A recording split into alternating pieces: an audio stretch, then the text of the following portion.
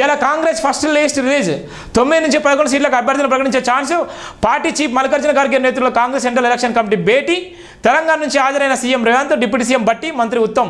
తెలంగాణతో పాటు మరో 9 రాష్ట్రాల అభ్యర్థుల ఎంపికపై చర్చలు. ఎవరు అదృష్టవంతులు? 10 రాష్ట్రాల నుంచి 60 మంది ఎంపిక. 10 రాష్ట్రాల నుంచి 60 మందిని ఇప్పటికే ఎంపిక చేసిలు. దానికి సంబంధించిన చర్చ అయితే జరుగుతుంది. ఈరోజు ఎంపీ ఎవరైతే ఉన్నారో భారతదేశంలో ఉన్న కాంగ్రెస్ పార్టీలో ఉన్నటువంటి ఎంపీలను ఈరోజు ప్రకటిస్తున్నారు.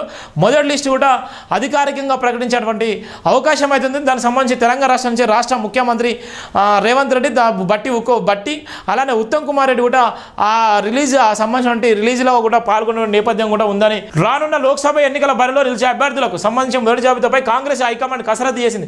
ఈ లిస్టులో 10 రాష్ట్రాల నుంచి దాదాపు 60 సీట్లకు అభ్యర్థుల పేర్లను ప్రకటించనుంది.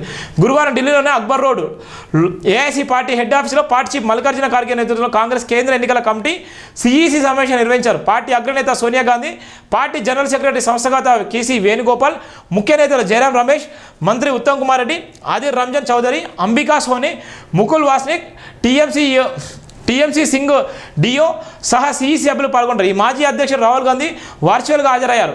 ఈ సమావేశంలో తెలంగాణ, కర్ణాటక, కేరళ, ఛత్తీస్గఢ్, హర్యానా, ఢిల్లీ, ఈశాన్య రాష్ట్రాలతో సహా వివిధ రాష్ట్రాల లోక్సభ అభ్యర్థుల ఎంపికపై వేర్వేరుగా చర్చించారు. ఇండియా కూటమిలో ఇతర పార్టీలతో పొత్తుల నేపథ్యంలో దాదాపు 10 రాష్ట్రాల నుంచి ఫస్ట్ లిస్ట్ అయితే 60కి పైగా స్థానాల అభ్యర్థులను ప్రకటించినట్టు తెలిసిన సందర్భం ఉంటుంది. ఈరోజే ప్రకటించేటువంటి సందర్భం కూడా మనం చూస్తున్నాం. ఏది ఏమైనప్పటికీ అదృష్టవంతులు ఎవరున్నారు, ఎటువైపు ఉన్నారు అనే నేపథ్యం అయితే మనం చూస్తున్నాం.